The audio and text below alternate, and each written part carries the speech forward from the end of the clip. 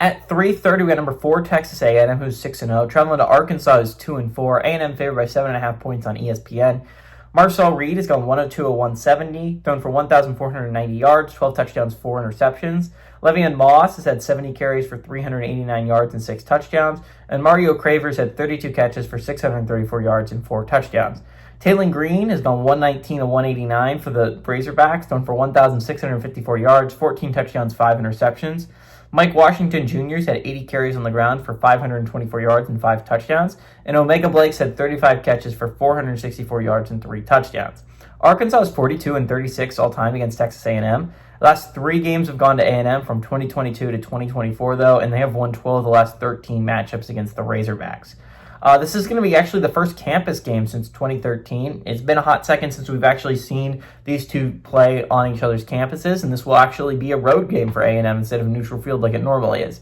Arkansas has not won at home against the Aggies since 1988. Mike Elko is obviously 1-0 against the Razorbacks during his tenure at A&M, but he's never gone on the road to Fayetteville.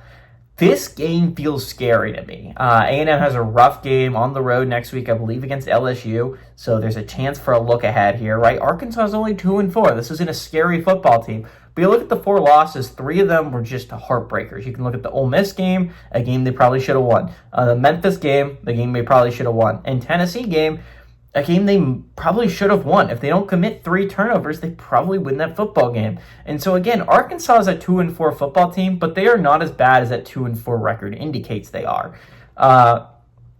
This is a trap game. They're going on the road to Fayetteville. They have a big game against LSU next week. Now again, A&M's schedule works out really nicely now that they're 6-0, in that they play 3 more ranked teams the rest of the year, right? They have to win one of them. And you're probably in the college football playoffs if you're the Aggies.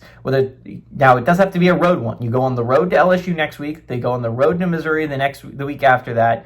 And they end the year at Texas. You're going to have to win one of those 3 games I just mentioned. And you have to not mess up against the sneaky games, like at Arkansas and South Carolina at home.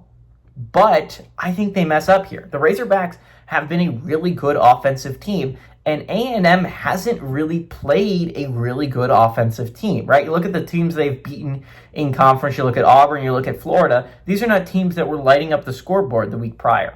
Now, to be fair, the Aggies defense is really, really good. So we're going to see how they do against this Arkansas offense. But I think this Arkansas offense can do a lot offensively, and I think they're going to force A&M into a shootout, which is not something that A&M I think is really built for. This is more of a defensive squad, and I think if the Razorbacks can force them into that, the possibility for an upset is there, and I kind of like it. I think the Razorbacks pull off the shocker of the day. Give me the Razorbacks to upset the A&M Aggies at home, and they'll be the field storm of Week 8.